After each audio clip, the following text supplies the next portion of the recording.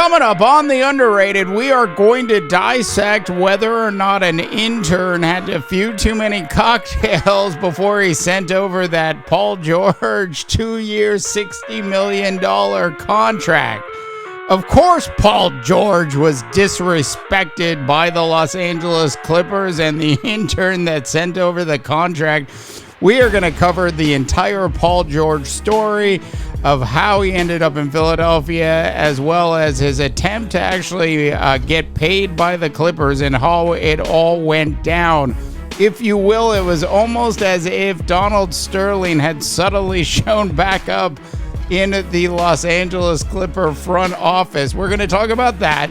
I've got some thoughts on USA basketball, and I can't believe I'm going to say this. We're also going to talk about the Chicago Bears and Caleb Williams tonight. I've got all of that, and trust me, a whole lot more coming up on the big show tonight. All right, so we begin this evening with the Paul George revelation of the day, and there were a couple of them. So I guess I should say plural revelations of the day. First, he's no longer PG-13. You have to now call him PG-8, at least according to the post he put out a little earlier in the day to his new fans in Philadelphia. We've got that plus the Podcast P episode, which came out where he reveals how everything actually went down with the Los Angeles Clippers. Now, I grew up in Southern California, and yeah, I've got all this Viking gear, and we can cover all of that another day. I was there when the Clippers arrived, and I was there when all of the mayhem sort of broke out with how bad this Clipper team actually was. I mean, it was just absolute dysfunction until Steve Ballmer actually took the team over in 2014. Ballmer has done an absolutely fantastic job with the team to this point. For God's sakes, he's got a $2 billion Intuit dome that the team's actually moving into. So for them to screw up this Paul George deal as badly as they did was just absolutely shocking. Here's how it all went down, at least according to Paul George. Now, at the start of the season, he was offered a 2-year deal worth $60 million. I mean, seriously, did somebody send the contract to the wrong player? Did the intern actually forget to add a number or two to the offer, or a year to the offer? It is so disrespectful for the Clippers that I even feel disrespected for Paul George at this point. 2 years, $60 million.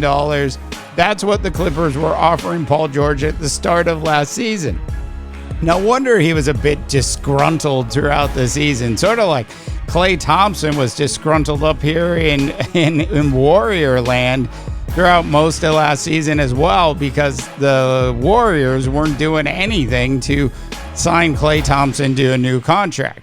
Well, so Paul George is upset about that. Now, fast forward to January, and in January, good old Kawhi Leonard, Mr. Always Injured Kawhi Leonard, which incidentally was injured at the end of their playoff run this year while Paul George was still standing.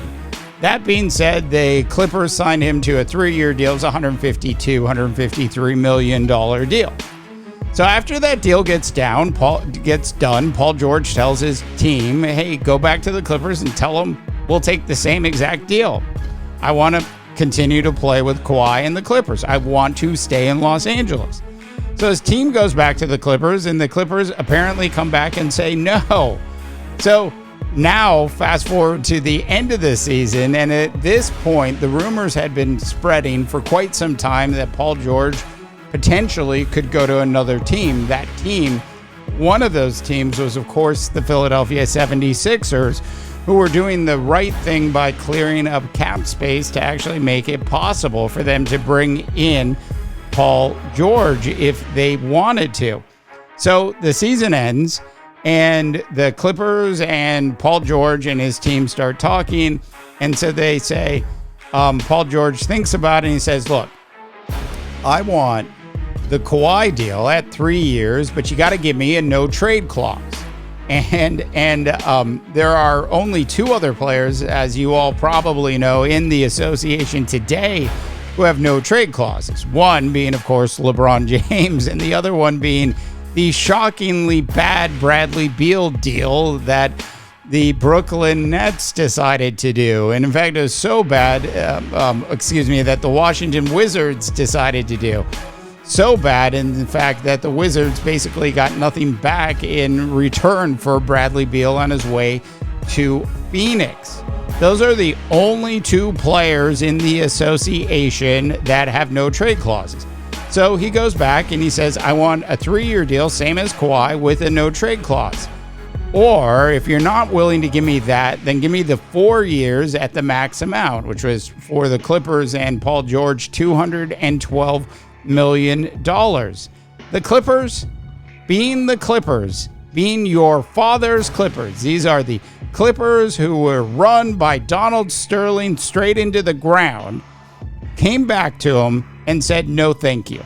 And that's how Paul George actually ended up going to the Philadelphia 76ers. Look, Steve Ballmer has proven that he is a good owner. He is the best owner, obviously, the Clippers have ever had. Probably has done a better job with the Clippers than the Lakers have done throughout the 10 years that he's been there. When you talk about a team that's expanded its fan base a little bit and actually went out and built its own $2 billion Intuit Dome. Yes, Ballmer has more money than God, but that doesn't matter. I cannot believe that the Clippers disrespected Paul George so much as they did at the start of the season and then continued to disrespect him throughout the season. And then when it came down to actually getting a deal done with Paul George, they simply walked away. It makes absolutely no sense to me at all. I would love for somebody to drop a comment in and actually tell me how this makes sense in any world at all. I swear it is if Steve Ballmer was suddenly taking calls from Donald Sterling. It is so ridiculous on so many levels. It's not even funny. All right. So those are my thoughts on this Paul George story.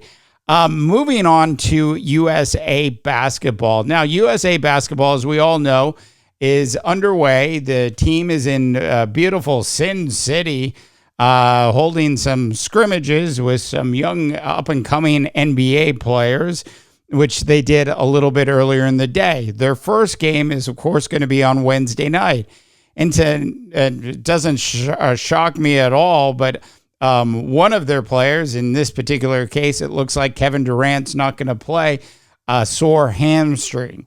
The big issue I have with this USA basketball team really is age. Let's just face it. Nobody is actually going to beat the USA basketball team and actually take home the gold from Paris. It is the USA basketball team gold to win. Ultimately, if something were to happen to, I guess, Kevin Durant and Joel Embiid, and if Booker were to have an injury, and if we all know Anthony Davis is always on the ground, if they were to lose like five of their major players to injuries, then maybe this team could get beaten. It's their age and vulnerability to injuries that actually scare me the most about this USA basketball team.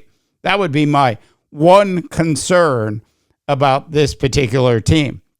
Now, I absolutely love the brashness, as you all know. You've been following the show for a while, of one Anthony Edwards. You know I'm a huge Laker fan. You know I'm a huge Timberwolf fan. And Anthony Edwards' quote from yesterday is just so priceless. I'm still the number one option. Y'all might look at it differently. They've got to fit in around me. That's how I feel. You absolutely have to love the brashness of one Anthony Edwards. I saw highlights today of Steph Curry hitting like 20 three-pointers in a row. Sorry, Anthony. I saw highlights of LeBron James looking pretty good today as well. I saw Devin Booker knocking down jump shots. I saw Joel Embiid actually not looking like he was hurt throughout the game. Anthony Edwards, at no point today in the footage I saw was he actually on the ground. I am just saying, there is so much, that was Anthony Davis. There's so much talent here with this particular USA basketball team that they shouldn't lose a single quarter in the run-up games and in Paris. But will that actually happen? Injuries certainly could make things a little bit interesting for this particular team. And finally today, I wanted to spend a little bit of time talking about the National Football League, specifically the Chicago Bears, Matt Eberflus, and of course, Caleb Williams. Now, we all know that Matt Eberflus magically somehow was able to hold on to his job. I'm convinced their general manager just simply shook a magic 8-ball and it said, give him another year. Like, I don't know how the Chicago Bears actually thought it was a good idea to bring back Eberflus for another season, especially when at the time Jim Harbaugh was out there.